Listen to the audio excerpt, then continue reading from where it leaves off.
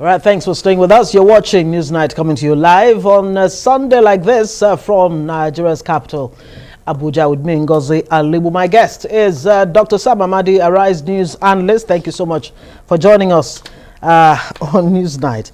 Let's begin with the very first story that we opened with.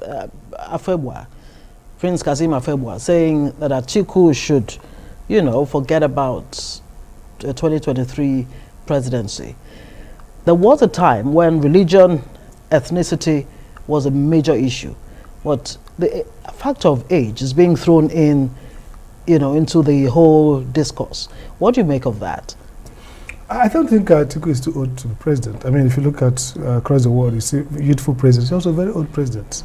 In terms, if you look at President Biden or look at Trump, who just left and who is also trying to be president.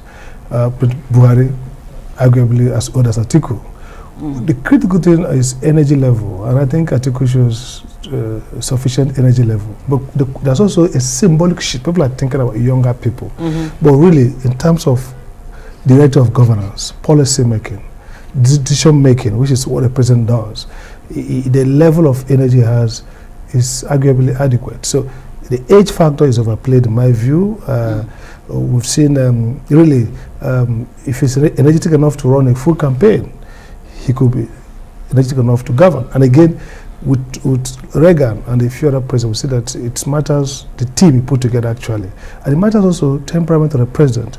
And it matters also his framework, conceptual framework for decision making. So the quality of decision making is not just the energy, it's also the ethical template. Yeah. And also the psychology, as well as the experience that the person has gathered. So age is not really, yes, it'd be nice to have a youthful president in 2023, the energy, communicative, jumping from rostrum to rostrum. But that what counts, maybe we can say Atiku's brand, Atiku's reputation now. From a political strategic point of view, if I'm going to advise a campaign, I will look at how his perception of him.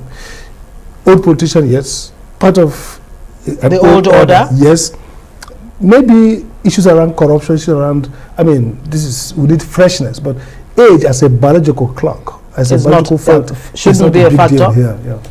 Okay.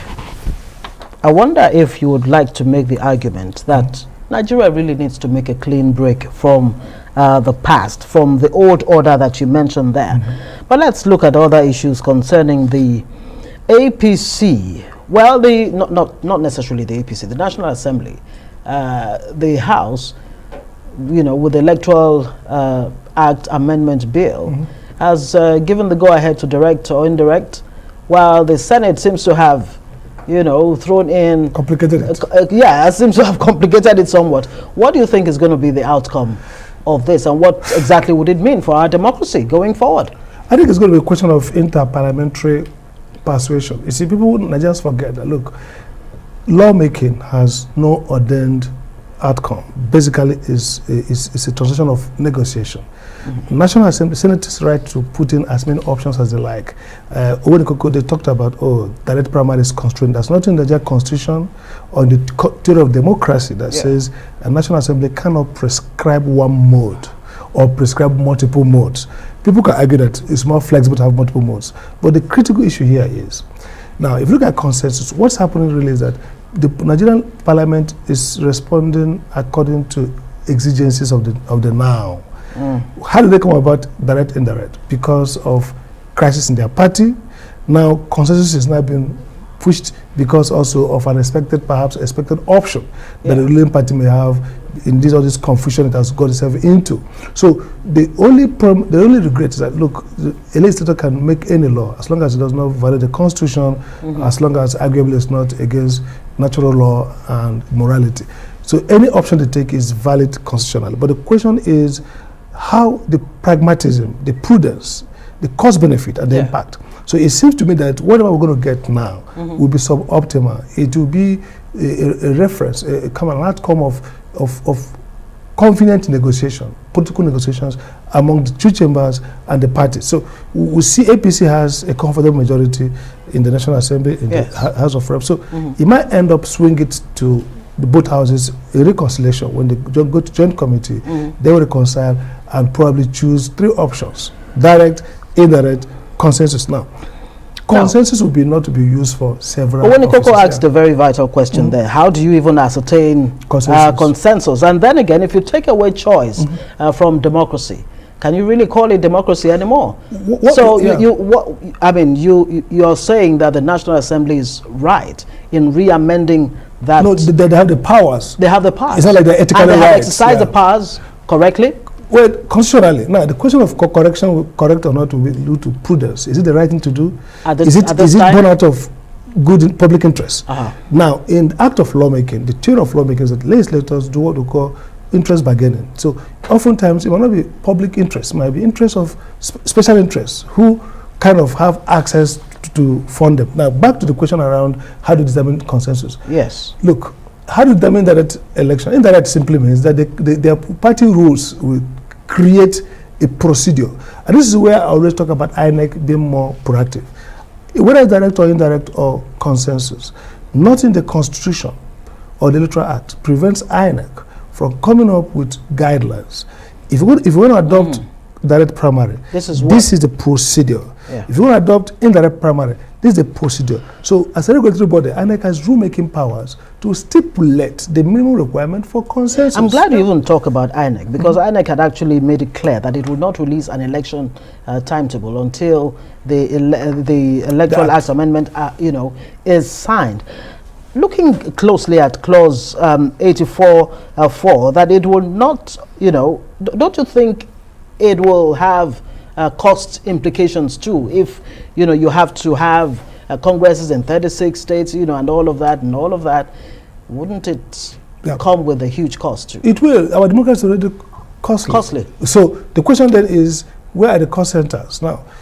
Nothing says that if you do indirect or even consensus, you might not even spend more money. If you audit campaign finance and how we spend money in our election system, they don't even respond to real logistics, movement of vehicles, adverts. Some of them are just payouts to political warlords, political leaders. So really, when people talk about direct or indirect primary implicating more costs, they don't seem to have a clearer picture of where are the costs loaded. So if you ask me, look at the US election, for example. There are several states where you do primaries, which is every member participates. There's where you do caucuses. The critical thing is, one, rule-based clarification. We don't even know what procedure. When APC last year said we're going to use direct primary, do you have a certified membership role? Do you have a clearly articulated process of who votes and how? So for me, I'm more inclined towards clarity and rule-based behavior. It doesn't matter the options. Even if you say, for example, consensus, it has to be specified. How does this consensus work? Is it the NEC, NWC, that can sit in the meeting? Because some decisions actually, take for example China, people argue in China at the bottom, real democracy, upward meritocracy. So the elites decide. So maybe in a party structure, some people can argue that for stability, for everything, some election, chairman of a party can actually emerge through a consensus of the NWC or of the NEC, which is a gathering of strategic stakeholders in that party. Now, if they follow due process and emerge through a consensus, then arguably it does not detract from democracy. You see, the concept of democracy has to be looked at. Democracy at what level? Democracy for what purpose? So there could be, as long as the citizens decide who become their president through direct voting. Based on the peculiarities. As long as the parties themselves follow rules and open the system for people to participate, you could argue that essentially what matters is what are the rules, what are the procedure that determine each of these options. So that's what I would say, that yes, you're right in terms of we need to expand choice. Democracy is all about choice, but I said that democracy is also about what they call indirect representative democracy. It's also about procedure. It's not about substance for some things, procedural justice for others. Due process. How do you get to someone? As long as seen to be transparent, and depend on the subject matter. And just. Exactly. Thank you so much, Dr. Sam Amadi, for joining us, Arise News analyst. As always.